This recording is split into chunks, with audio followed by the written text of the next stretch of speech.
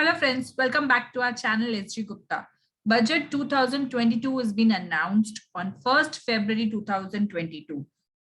Basically budget क्या होता है? एक प्रपोजिशन होता है जो हमारी फाइनेंस मिनिस्टर मैडम प्रपोज करती हैं एंड डिपेंडिंग अपॉन जो चेंजेस हैं, जो अमेंडमेंट्स हैं, वो दोनों ही सेशंस यानी कि राज्यसभा और लोकसभा में अप्रूव होके लॉ बनते हैं।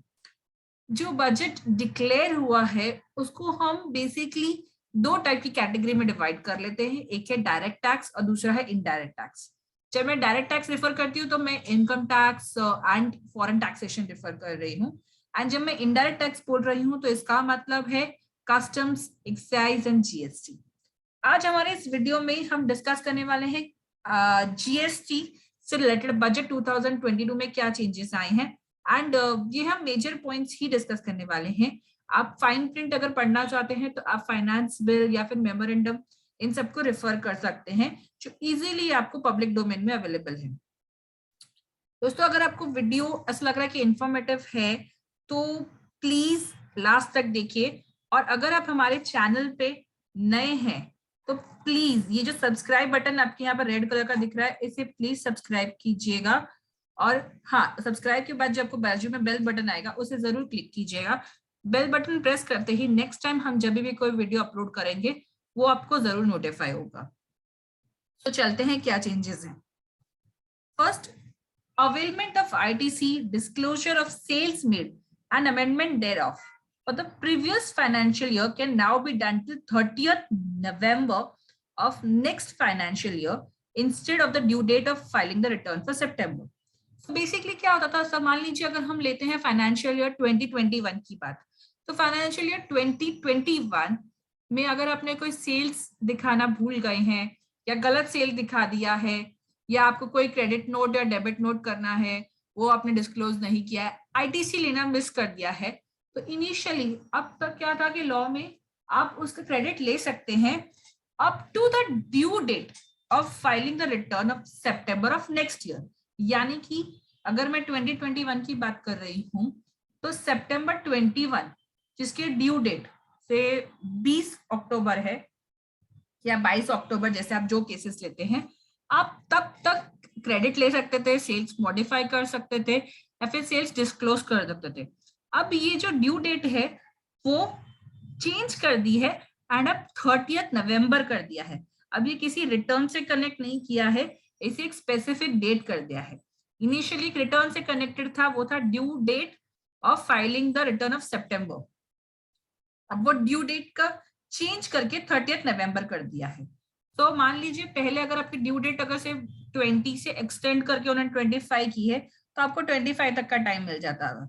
अब उन्होंने किसी रिटर्न से उसे कनेक्ट नहीं किया, उसके बदले उन्होंने स्पेसिफिकली एक ईयर कर डेट कर दिया 30th नवंबर।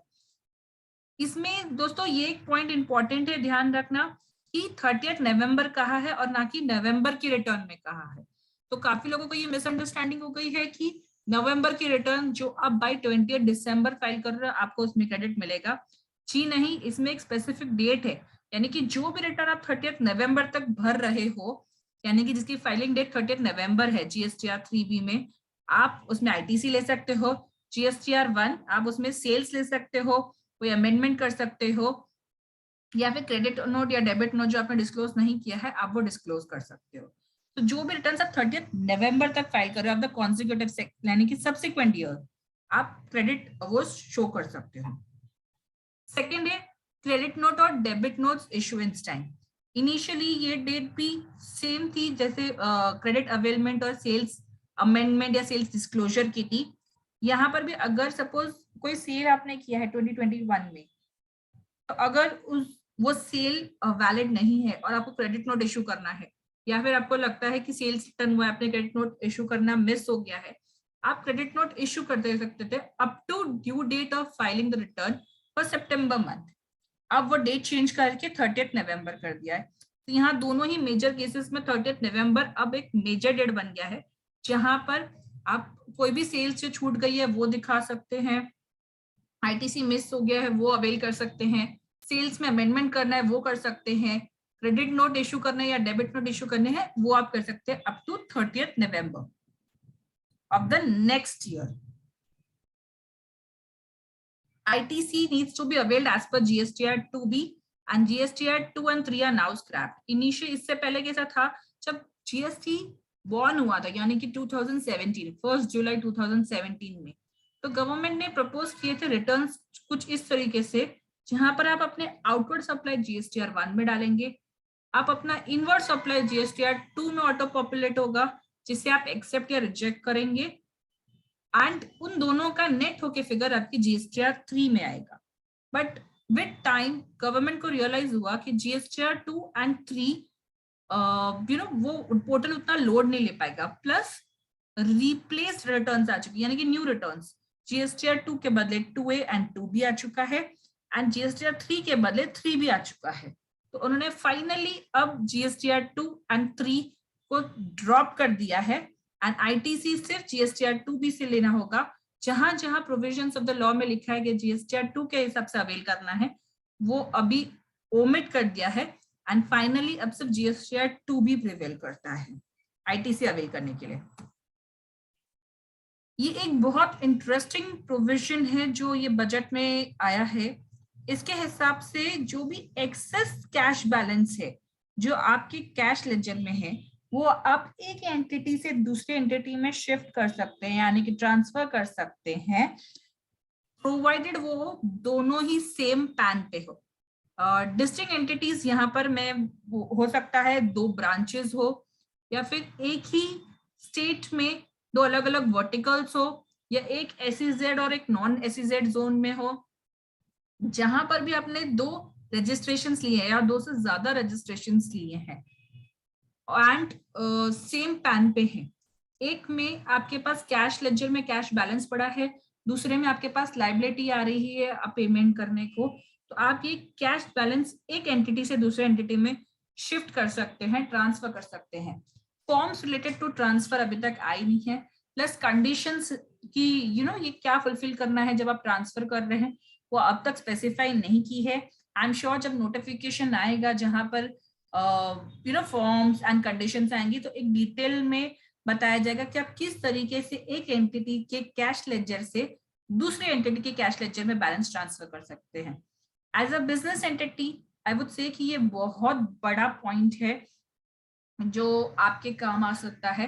काफी सारी एंटिटीज के केस में क्या होता है, उनके एक ब्रांच में कैश बैलेंस हमेशा एक्सेस रहता है, क्योंकि ITC बैलेंस जो भी है वो उनका यूज हो चुका रहता है और कैश बैलेंस हमेशा पड़ा रहता है. वहीं दूसरी एंटिटी के केस में कैश बैलेंस हमेशा लायबिलिटी पे करने को आती है. तो ये एक जगह हमारे पास कैश एक्सेस पड़ा रहता है, दूसरे ब्रांच में कैश शॉर्ट पड़ता है और वो पेमेंट करते रहते हैं. अब इस प्रोविजन के चलते एक ब्रांच से आप दूसरे ब्रांच में ट्रांसफर कर सकते हैं एंड उसका बेनिफिट ले सकते हैं. मतलब आपका कैश जो आउटफ्लो हुए जा रहा था एक्सेस, वो आप सेव कर सकते हैं. अभी तक इसमें कुछ नहीं कहा गया है कि किस प्रपोर्शन में आप कर सकते हैं, तो मैं मान के चल रही हूँ कि आप डिपेंडिंग अपॉन द रिक्वायरमेंट आप एक रजिस्ट्रेशन से दूसरे रजिस्ट्रेशन में बिना किसी कंडीशन के ट्रांसफर कर सकते हैं. हाउएवर जैसे कि मैंने कहा नोटिफिकेशंस आना बाकी है इस टॉपिक से रिलेटेड, नोटिफिकेशंस आने पे ज्यादा क्लैरिटी मिलेगी इस टॉपिक पे. 5th पे ये चेंज आया, ये एक रेट्रोस्पेक्टिव चेंज है. जब मैं रेट्रोस्पेक्टिव कहती हूँ यानी कि ये पुरानी डेट 1 जुलाई 2017 से एप्लीकेबल है. इसमें इनिशियली ITC रॉन्ग अवेल हुआ है बट यूटिलाइज नहीं हुआ है, तो भी इंटरेस्ट चार्ज कर दिया जाता था, क्योंकि लॉ में क्लैरिटी नहीं थी कि अवेलमेंट पे है या अवेलमेंट एंड यूटिलाइजेशन पे है. अब ये प्रोविजंस को क्लियर कर दिया है कि अगर आप ITC अवेल कर रहे हो बट यूटिलाइज नहीं किया है एंड वो रॉन्ग ITC है, तो आपको इंटरेस्ट पे करने की जरूरत नहीं है, आप रिवर्स कर सकते हो. लेकिन अगर आपने ITC अवेल करके यूटिलाइज कर लिया है एंड वो आपको अवेलेबल नहीं होना चाहिए था, तो in that case interest applicable होगा. दोस्तों अवेलमेंट एंड यूटिलाइजेशन को लेके काफी सारे हमारे पास क्वेश्चंस हैं कि what is the difference between availment and utilisation. Availment क्या 2B का है क्या या 3B में है? तो let me tell you, availment भी 3B में होता है एंड यूटिलाइजेशन भी 3B में होता है. आप 3B के थ्रू GSTR 3B के थ्रू अपने ITC को अवेल करते हो, यानी कि आप उसको बोल रहे हो डिपार्टमेंट को इतना मेरा आईटीसी क्रेडिट अवेलेबल है जिसको मैं अपनी बुक्स में ले रहा हूँ। एंड यूटिलाइजेशन यानी कि set of ITC against my output, वो भी आप 3B में करते हो, जहां पर आप आउटपुट लाइब्रेरी के सामने अपना आईटीसी जो अवेलेबल है उसे एडजस्ट करते हो, उसे यूटिलाइजेशन कहते हैं। तो अब इंटरेस्ट लगेगा अवेलमेंट एंड यूटिलाइजेशन में, यानी कि अगर आपने सिर्फ अवेल करके रख रखा है, यूटिलाइज नहीं किया है, तो आपको इंटरेस्ट पे करने की जरूरत नहीं है। ऑब्वियसली ये एक मैटर ऑफ डिस्प्यूट है कि आप कैसे प्रूव करोगे अपने ऑफिसर को कि आपने आईटीसी अवेल किया है और यूटिलाइज नहीं। इंटरेस्ट रेट जनरलाइज कर दिया है 18%। इनिशियली अगर आपने रॉन्ग आईटीसी अवेल कर लिया है तो 24% था, अब उसे रिड्यूस करके 18% कर दिया है।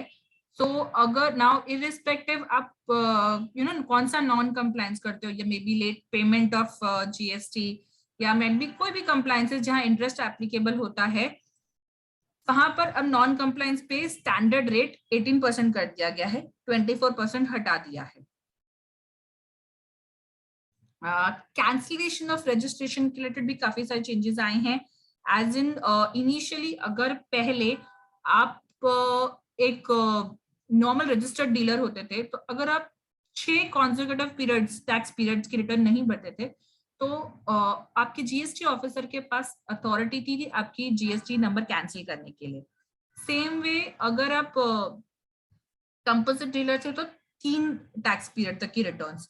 जब मैं टैक्स पीरियड बोल रही हूँ तो अगर आप मंथली रिटर्न फाइल करते हो तो मंथली टैक्स पीरियड हो जाता है, एंड अगर आप क्वार्टरली रिटर्न फाइल करते हो तो क्वार्टरली टैक्स पीरियड हो जाता है। अब ये सारे क्लॉजेस में चेंजेस आ चुके हैं, काफी जगह पे जो टाइम पीरियड है वो निकाल दिया है। कंपोजिशन डीलर्स जहां इनिशियली पहले क्वार्टरली रिटर्न भरते थे, विद टाइम चेंजेस आ चुके हैं, अब उन्हें क्वार्टरली नहीं, अब क्वार्टरली से पेमेंट करना है और एक एनुअल रिटर्न भरना है, तो उससे रिलेटेड चेंजेस आ चुके हैं। Same way normal registered dealer के लिए भी अब वो नया चेंजेस प्रपोज करेंगे, ये 6 मंथ्स वाला क्लॉज हट चुका है। लेट्स सी न्यू नोटिफिकेशन आता है उसमें क्या टाइम पीरियड प्रिस्क्राइब करते हैं, यानी कि आप कितने रिटर्न्स नहीं भरने पे आपका रजिस्ट्रेशन ऑटोमेटिकली कैंसिल हो जाएगा, ये अथॉरिटी आपके जीएसटी ऑफिसर के पास कब आएगी। जो लास्ट चेंज आया है वो है टाइम लिमिट स्पेसिफाइड किया गया है क्लेम फाइल करने के लिए, जीएसटी रिफंड क्लेम फाइल करने के लिए for a non resident and a supplier supplying zero rated goods to SEZ area. Non resident के लिए पहले भी टाइम पीरियड था 6 मंथ्स का, अब उसे इंक्रीज करके उन्होंने 2 इयर्स कर दिया है। प्लस जो जीरो रेटेड गुड्स सप्लाई कर रहा है एसईजेड एरिया में, वो पहले भी रिफंड क्लेम कर सकते थे, अब उन्होंने सिर्फ एक क्लैरिटी यहाँ पर दे दी है कि आप जो रिटर्न फाइल कर रहे हो GSTR1, जहां पर ये गुड्स आप सेल करके शो कर रहे हो जीरो रेटेड सप्लाई में, वो रिटर्न से आपका 2 साल काउंट होगा for the purpose of claiming refund under GST. So I hope दोस्तों आपको ये वीडियो अच्छा लगा हो। आप यूट्यूब के अलावा हमें इंस्टा, लिंक्डइन, फेसबुक और ट्विटर पे भी फॉलो कर सकते हैं। Thank you.